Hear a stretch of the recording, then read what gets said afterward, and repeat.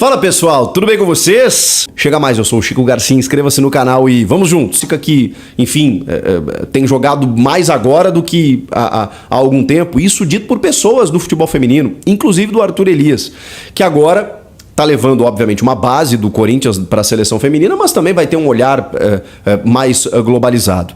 O Arthur Elias, cara, por que eu tô fazendo esse depoimento sobre o Arthur? Porque cerca de 20 dias ele concedeu uma entrevista para mim e para o Denilson no nosso podcast. Quem quiser conferir, vale a pena. Você que gosta da modalidade, você que é torcedor do Corinthians, você que gosta da seleção feminina, você que admira o trabalho do Arthur, vale a pena. Eu nunca vi uma entrevista, e posso estar errado, pode ser que ele tenha falado dessa forma em outros espaços, eu nunca vi uma entrevista do Arthur como essa, porque ele fala de tudo.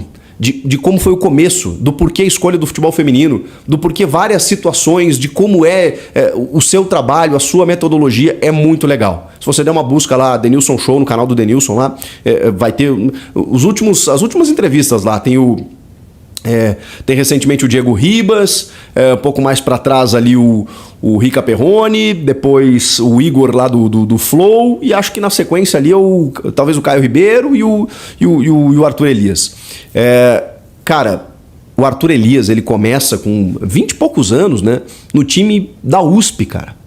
Um time em que a mãe e a avó dele faziam a comida, em que ele tirava dinheiro do bolso para o transporte, para material esportivo, em que ele fazia permuta, combinava muitas vezes situações de ambulância, por exemplo, para elas treinarem ou para jogos. Isso aconteceu no Nacional também, porque aí ele vai para o Nacional, o clube tradicional aqui de São Paulo, em que elas, para treinar à noite, das 10 à meia-noite, precisava do farol dos carros. Cara, assim, a história que ele conta é um relato de uma modalidade que não existe, cara. Que não tem apoio, que não tem estrutura. E ele sempre trabalhou com futebol feminino. E todo esse crescimento dele até ele chegar no Corinthians fez com que ele hoje fosse esse técnico completamente vitorioso, dentro de um clube que tem estrutura. E aí você pode estar pensando assim, tá, Chico, mas ele também ganhou bastante porque ele tá num clube com estrutura. Mas isso tem a ver com a sua postura. Se você perguntar pro Arthur, ele vai sempre dizer, eu sempre que renovei meus contratos, mais do que um salário, eu exigia condições de trabalho.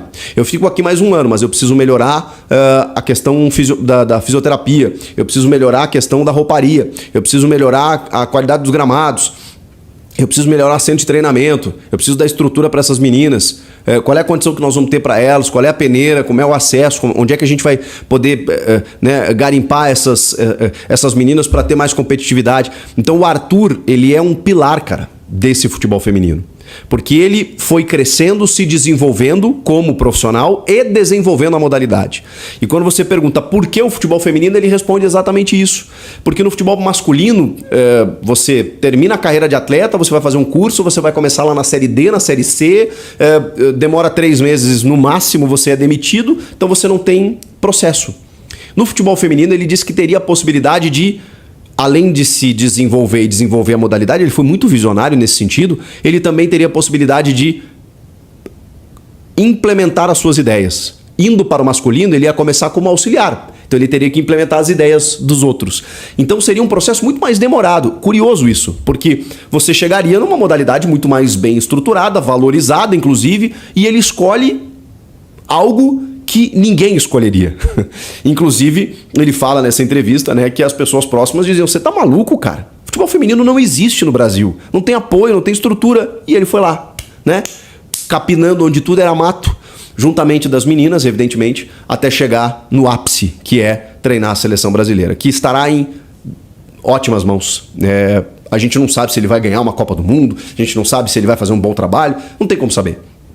É diferente o dia a dia de clube e de seleção, a gente sabe disso. Mas não há nome melhor, por tudo que a gente está acompanhando. E a despedida com mais um título, pentacampeão brasileiro, né, 4º consecutivo, sobre a Ferroviária, com recorde de público, com a Tamires fazendo gol, com homenagem para a Grazi.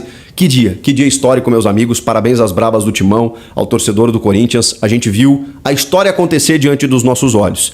E daqui a alguns anos, quando a gente perceber outras digamos assim, vitórias do futebol feminino, e eu digo, até mesmo daqui a pouco o Brasil ganhando uma medalha de ouro na Olimpíada, uma Copa do Mundo, a gente vai lembrar desse dia. Esse dia, ele tá entre alguns chaves das conquistas dessa modalidade que chegou para ficar. Demorou um pouquinho, mas aos poucos ela vai, né, se...